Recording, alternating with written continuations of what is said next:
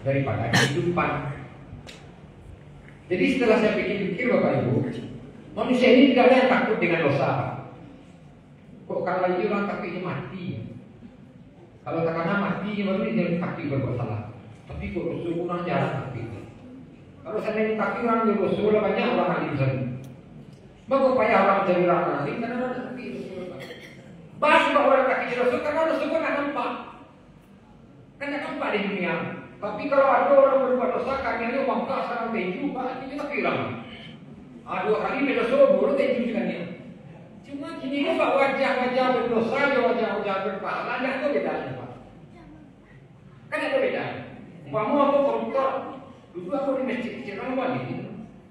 Tapi cobalah kalau wajah koruptor berdosa, nampak bangka kecil. Supaya aku juga orang Pak. Habis orang kata seperti itu, kalau boleh. Abang kamu kalau boleh, ini saya berlemah. Tetapi dosa aku tidak nampak, sehingga orang yang takut dosa. Sifat manusia itu kan takut jo yang nampak, Pak. Joan itu kan takut kan kalau nampak misalnya dia terendali yang membantu orang berlakuan, maka dia nampak. Rupa jadi itu lakuan gitu.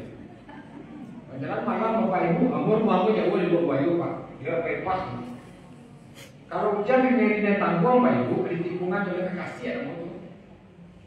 Pakai kedok jalan di tikungan itu lampu jalan itu remang-remang talang di mana kayu. Apa sih nanti itu di situ itu. Tapi kan, dia manusia pun takut juga apa yang terlihat. Kalau seandainya hantu pun tak nampak, tidak ada lagi. Tapi kan dia gara-gara hantu yang nampak, padahal ini juga tidak itu tidak.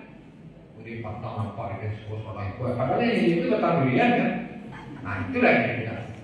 Dosa tidak tampak di dunia. Nampaknya itu ya tidak. Orang yang berdosa ditimbang lalu masuk neraka, itu jelas. Di situ timbul penyesalan orang-orang yang berdosa. Lalu dia minta hidup di dunia ini berapa penyesalan. Kuliah tahu fakum malakul mau billahi kilatikum ketika datang mereka Israel berjam nyawa. Itu ya. Baru manusia itu mengingat, ya Allah, hamba telah melihat siksa kubur, hamba telah melihat siksa neraka, hidupkan hamba kembali di dunia, maka hamba akan beramal. Nah, itu yang sudah sejalan. Itu kan terjadi nanti di orang-orang yang berdosa di dunia, maka dia kiranya minta ini balik. Dan orang-orang yang telah beramal di dunia, ya alhamdulillah, mereka orang-orang yang beruntung, pemulfaizun. Mereka diberi naungan yang senang. Lalu diberi surga tempat tinggal khalidina fiha. Mereka kekal di dalamnya. Mudah-mudahan Allah tolong orang yang demikian. Nah, ciri-ciri orang itu kalau cari nilai masuk ke situ beda kan itu. Harus waktu dari ini waktu dari Pak Ibu. Nah, bisa nak kira agak mati. Bisa tahu bisa. Wah, orang pulang wah dari dia harus tahu. Ada yang dalam al-hasil ya ayyuhalladzina amanu ya ayyuhalladzina amanu wal tanzur nafsun ma qaddamat lighad. Hai orang-orang beriman, hendaklah setiap diri menghitung dirinya tentang apa amalannya. Jadi waktu mana disuruh waktu hitung-hitung ibarat magalnya Pak Ibu, nah jadi hitung aja apa pada ibarat untuk pada laku. Nah itulah orang-orang beriman, jangan habis waktu tanpa berpikir tentang apa adalah kerajaan. Kan hari terganti waktu dalam Ramadan, besok Ramadan itu bagaimana? Awal sibuk beribadah, tapi waktu pernah menghisap diri, menghitung diri. Nah, oleh karena itu malam kok yang ingin buat kaji adalah ciri-ciri ibadah kok diterima atau tidak. Mudah-mudahan bisa mengoreksi supaya nanti kalau ada yang kurang kan bisa doa.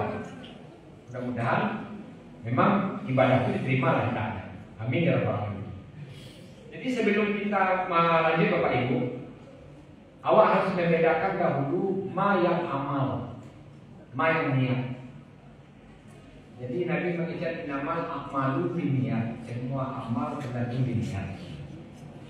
Kalau niat Bapak Ibu artinya itu kehendak hati yang ada di dalam sanubari yang tidak terucap, itu niat. Yang tahu cuma awak cek Allah cek, kemudian tahu orang sawan-sawan tahu apa niat. Yang kedua yang disebut amal itu ada 3. Pertama, amal berupa perbuatan. Contoh amal berupa perbuatan, Ada tata perilaku yang diatur di agama. Contoh bayi ke Makkah, itu perbuatan misalnya umrah atau sa'i, itu kan berbuat. Berlari-lari atau melempar itu perbuatan itu amal. Yang kedua, secara tak langsung nampak bahwa orang lain menyebarang, awak sembarangan itu perbuatan. Yang ketiga, nampak tetangga miskin, awak dia yang perempuan. Jadi rupanya sebab komplek itu nak orang miskin, awak ada miskin itu awak menipu dari lama.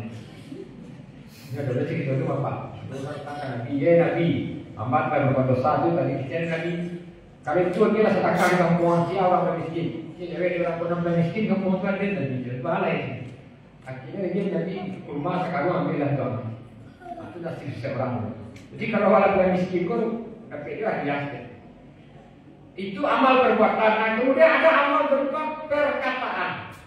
Contoh ketika mengucapkan salam, Assalamualaikum warahmatullahi wabarakatuh. Dia Waalaikumsalam, itu amal.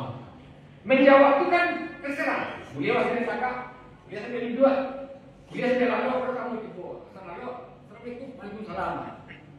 Jadi perbuatan tidak ditentukan di situ, itu amal berupa perbuatan, perkataan. Contohnya lain waktu asyik salat tadi, imam memimpin salat, kami imam berzikir. Awak ikuti bersama-sama Subhanallah Subhanallah. Amal berupa perkataan. Jadi cara duduk waktu berzikir kan tidak diatur. Tidak diatur. Ada yang berselo, ada yang bersimpuan. Ayat ketiga amal berupa perkataan dan perbuatan. Contohnya salat. Salat itu kan perbuatan di perkataan diatur. Allahu Akbar. Kalau Allahu Akbar itu salat. Berarti tidak sama perkataan dan perbuatan. Nah, jadi 3 jenis amalan yang melakukan di dunia. Nah itulah yang kecil Allah tadi. Alladzi khalaqal mauta wal hayata liyabluwakum ayyukum ahsanu amala. Allah ciptakan kematian, Allah ciptakan kehidupan supaya dilihat di antara kalian siapa yang paling baik amalannya. Nah, amalan yang disebut tadi. Jadi kalau tidak tahu amalan yang disebut itu tentu tidak bisa tergolong orang yang beramal baik. Tentu karena di pasal tadi Allah dihidupkan oleh Allah, diciptakan kematian, kiranya amal Allah tidak apa-apa. Nah di surah Al-Kahfi itu dikecian kurhalna bikum bil aksarina amala. Tahukah kamu orang yang rugi perbuatannya? Mereka menyangka di dunia ini telah berbuat baik, padahal ternyata amal itu sia-sia. Nah jadi itu yang Allah takdirkan. Makanya pada kesempatan ini itulah yang Allah akan bicarakan. Allah harus tahu amal apa diterima atau tidak. Jadi Bapak Ibu kalau ada ucapan orang beriman mengecek batiku, ya tugas akan beramal. Perkara diterima apa tidak kita pikir salah itu. Tugas harus memikir amal apa diterima apa tidak itu tugas itu. Tidak ada tugas mereka itu, tidak ada tugas Tuhan itu, tidak ada tugas tetangga itu. Kalau tetangga dia kan menilai orang sendiri. Nah, jadi tugas Pak menilai amalan aku diterima tidak? Wah evaluasi. Pertama syarat amal diterima itu Pak Ibu, pertama niat. Kalau niat tadi maksud itu adalah tahu. Nah, niatku beliau dalam Indonesia, kalau orang Inggris beliau dalam bahasa Inggris, kalau orang Minang beliau dalam bahasa orang Minang. Inti dari niat sebenarnya dua ya Pak Ibu. Pertama, apa amalan yang awak kerjakan? Apa yang awak kerjakan itu? Yang kedua, kata terakhir, karena Allah. Dua itu sudah kunci niat. Contoh, kamu datang kemari tadi, berniat aku di hati, datang ke Masjid Al-Aqsa, melaksanakan salat tarawih, melaksanakan isya berjamaah. Itu niat yang buat. Karena Allah. Nah, kalau niat telah ada di hati, insya Allah, maka amalan yang akan Allah lakukan itu dijaga oleh Allah Subhanahu Wa Taala. Jadi itu pentingnya supaya terbersih, bersih dari riya. Karena yang ada di awal. Kemudian setelah berniat, yang kedua awak harus tahu punya ilmu pengetahuan tentang amalan yang kedua. Kalau ilmu pengetahuan itu, alhamdulillah awak tinggal di Minang. Dari turun temurun nenek moyang awak lah mengajarkan semua. Misal tentang sholat, kan aku yang tak tahu cara sembahyang. Apalagi waktu berjamaah. Sengaja aku itu imam, karena Allah selesai. Allahu Akbar, Allah Akbar. yang ikut sini mati. Bismillahirrahmanirrahim, ikut di sini. Selamat bacanya. Pak ikut imam. Yang kedua, kalau waktu akan melakukan satu ibadah, ilmu ada di bidang itu. Tanya ke ulama, tanya ke ustaz yang di masjid, tanya beberapa orang ustaz, baca kitab. Tetapi dalam agama Islam, Nabi Indonesia itu orang yang belajar agama dengan kitab tanpa punya guru, maka gurunya